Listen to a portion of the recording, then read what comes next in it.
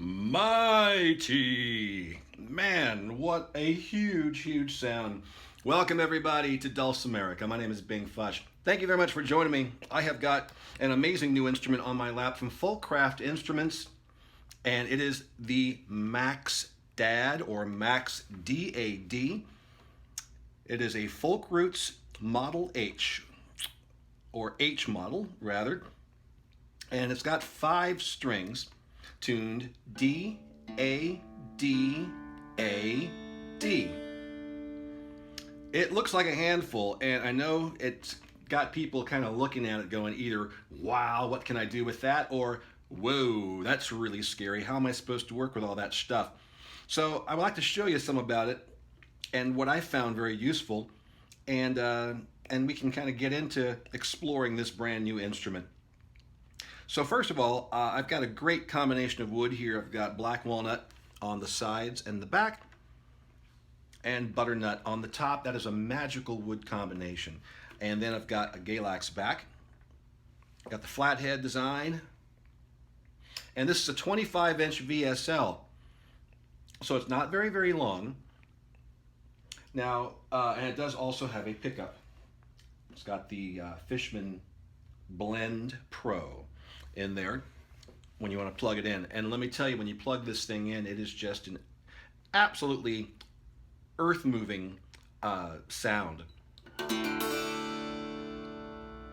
So there are a lot of different ways that you can approach this, and I'm using what is now a standard tuning for a lot of people, DAD.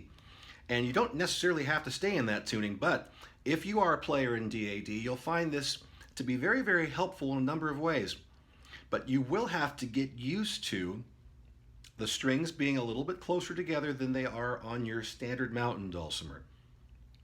You'll also have to get used to being selective with your strumming, because if you strum all the way across, it's going to be very difficult for you to get your fingers down on all 5 strings to close those chords up, which means if you strum all the way across and you're in DAD tuning, everything you do is pretty much going to be hanging out in D. So if you're just playing drone melody style, this won't be a problem.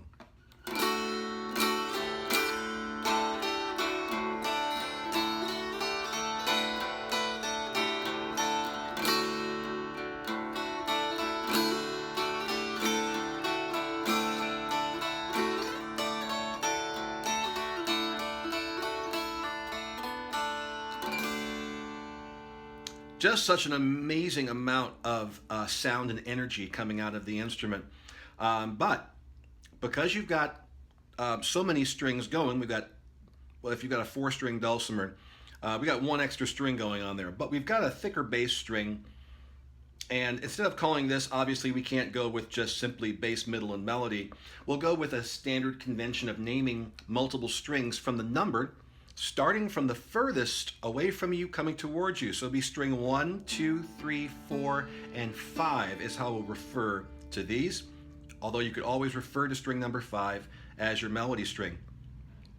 One good way of approaching this instrument, if you want to do something a bit different like I did when I opened up playing Rosin the Bow, is to treat it like 2 separate dulcimers at a time.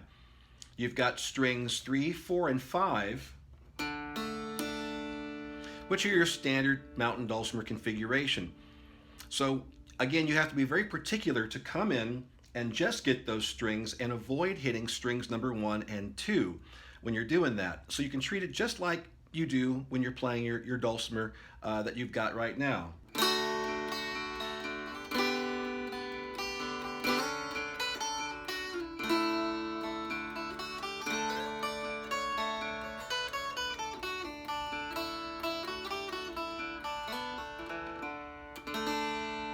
You'll notice I'm using an in-strum a lot of the time. I had to work with this a lot to develop a new set of muscle memory for this instrument, because you've got a lot more options here. And so by placing my pick down in between strings 2 and 3, when I sweep backwards towards myself, I know the only things that I'm going to hit are strings 3, 4, and 5. The tricky thing is strumming outwards and stopping before you hit string number 2. One way I do this is I lay my fingers, or I lay my pick down, and when I get past that third string, not the third string, but yes, it is the third string. When I get past that third string, my pick can come to rest against string number 2. It's like a parking curb, you know, a stopper in a parking lot that won't allow your tires to roll over it. So when you first start playing off something like this, if you do that and let your pick come to rest against that second string, eventually muscle memory will kick in and say, this is as far as we need to go to play just that set of strings for our standard mountain dulcimer sound. Then what's nice about it is we can switch over to strings 1, 2, and 3, and we have, I wouldn't even call that like a baritone. It's got a kind of a baritone sound, but those bass strings are a lot lower than a standard baritone. So you are sort of straddling the gap in between a baritone dulcimer and a bass dulcimer, and it's got a whole other sound and a whole other feel to it. Because we're on the low end of the frequency spectrum, those bass strings, strings 1 and string 2, tend to fill up the bottom end of the frequency pretty quickly, and it can be very hard to distinguish chords sometimes. Listen to a G chord with our close configuration, strings 3, 4, and 5. Now listen to that same chord with the lower configuration, strings 1, 2, and 3. So it's a little harder to hear what's going on with that. And there are ways, of course, to get around that using a different configuration altogether. What we're trying to do here is just get you used to playing what you play on your dulcimer already on this crazy new monster. So I repeat what I'm doing on this side in the instance of Rosin the Bow, for example. It's very much effective, strings 1, 2, and 3, if you play the melody on the third string and let those other 2 strings drone on like this.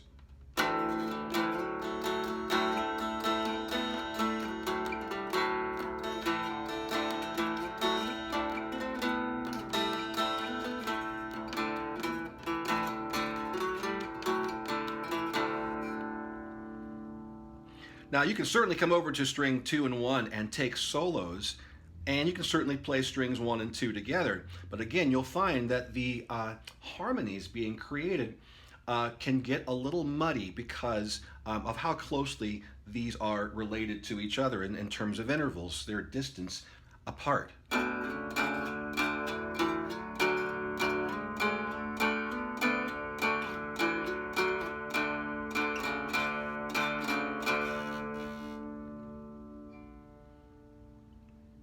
So if you picked up one of these bad boys, I would start off playing everything that you know on the mountain dulcimer on strings 3, 4, and 5, and then see if you can do the exact same thing on strings 1, 2, and 3. The challenge there is not hitting strings 3, 4, and 5 when you're working with what we'll call the bass side of the MaxDAD over here. And just bounce back and forth and have some fun with that. Once you're used to that, and once you're used to the string spacing, which by the way, Folkcraft does offer a wider fretboard with more space in between the strings, that'll make it easier for you to get down and dig deep into all the chords and all the possibilities. And once you get to that point, then you're going to find that you can use a few fingers, even 4 fingers, to hop in here and get some really cool extended chords.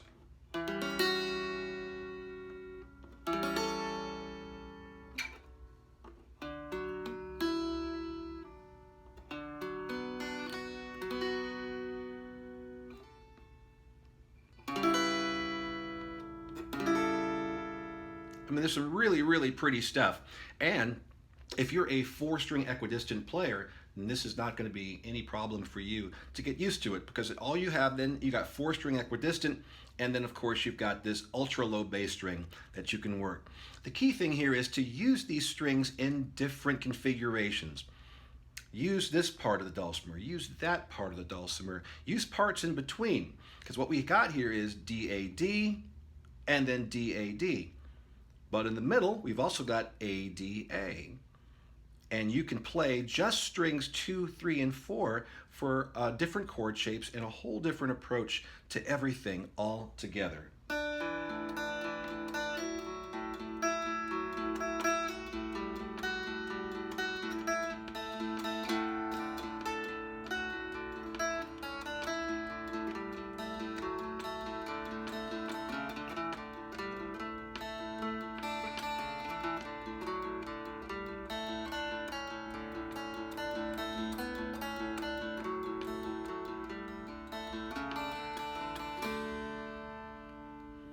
So much fun. And I haven't even really truly begun to explore this. In fact, I'm going to try something a little new that I've never tried before with all you guys watching. And before I go and do this thing I've not tried before on this instrument, let me show you some of what initially made me super thrilled about this.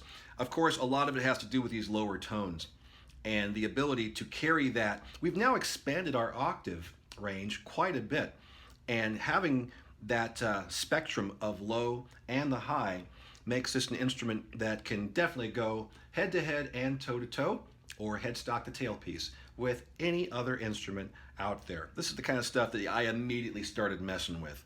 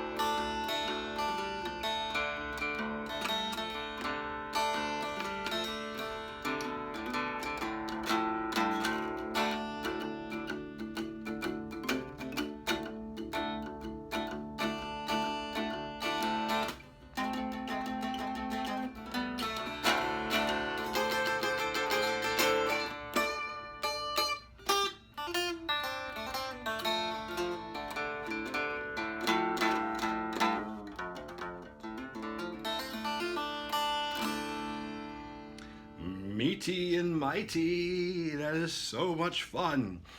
So you got a lot of range, and that's another wonderful thing about the Folkroots H-Body MaxDAD. So let's see what else we got here.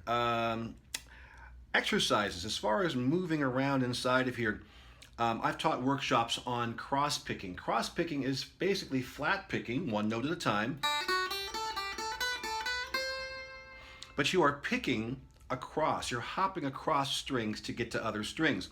With a mountain dulcimer with a basic 3-string configuration, you only have one option: hop over the middle string from bass to melody and melody to bass. Cross picking is normally reserved for people who have got more than 4 strings, where you've got more options of hopping back and forth. Well, with 5 strings, you can really pull out a lot of intricate stuff by getting used to hopping, and you will have to get used to the string spacing, because it will be different from your standard mountain dulcimer. So one of the things you can work on is getting used to the spacing in between the strings with this cross picking and hopping over strings. You can start by going from 5 to 3, 5 to 2, 5 to 1, 1 to 4, 1 to 5, 1 to 3, and then all these other combinations beyond that. In fact, you can do this 1 to 3, 2 to 4, 3 to 5 will really train your hand in exactly how far apart those strings are.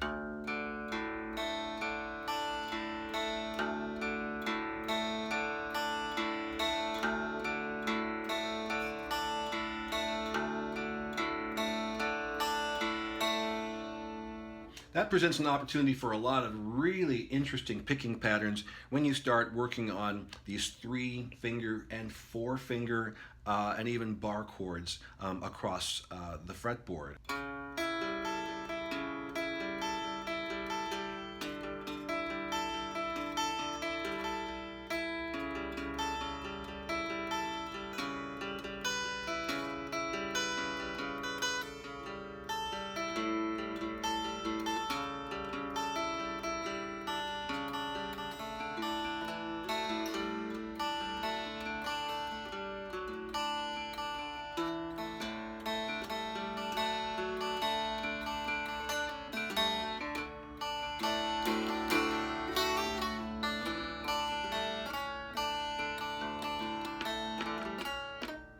Yeah.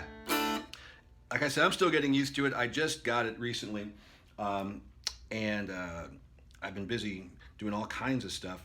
But I am starting to fall more and more in love with this thing every single day. And especially since I've been cooking up things in my head about what you can do with it. Because, of course, you don't have to lock it down in DAD. We have essentially two different fretboards here to work with. So I have not done this yet, but I'm going to drop my melody string down to A.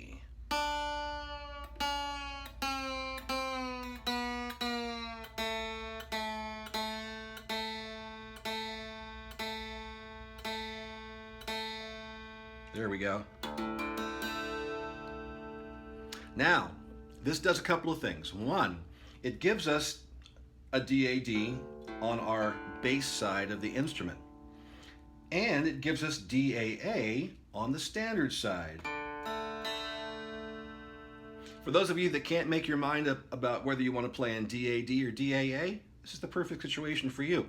But what it also does is it gives us two unison strings at the 4th and 5th that we can use to make instant parallel harmonies.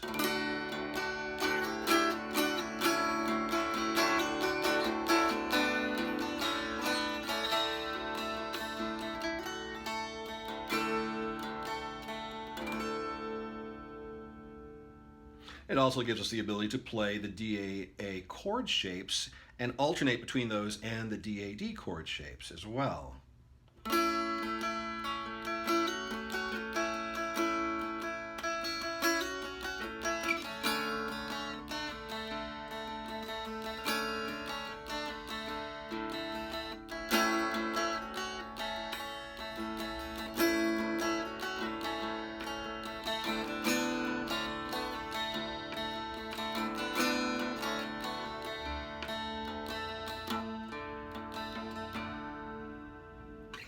So that's a lot of fun as well.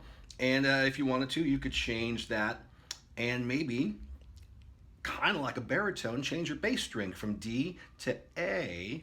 So you'd have A, A, D, A, D, and then you could kind of concentrate on using your bass side of the instrument for your DAA shapes, although it would be reversed because the A would be on essentially the bass string.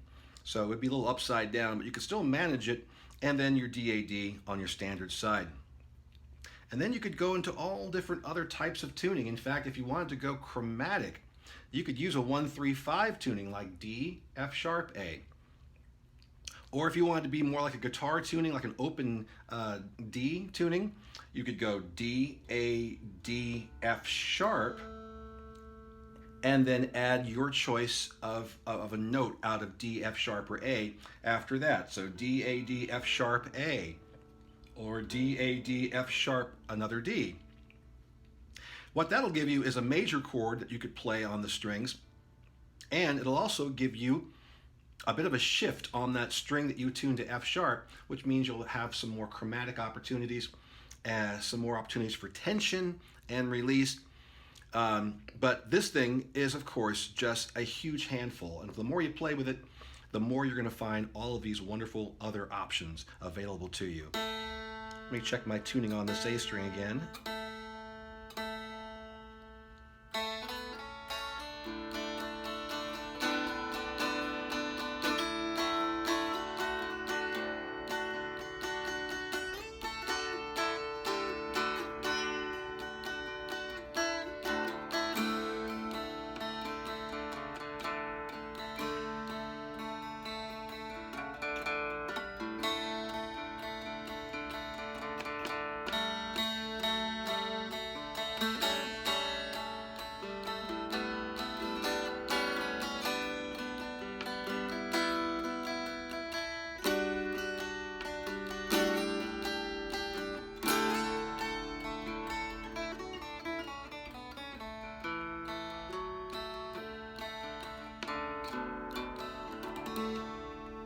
So much range, so many possibilities, and I'm looking forward to taking this on the road with me here in a little bit and exploring even more what you can do with Folkcraft's brand new MaxDAD Dulcimer.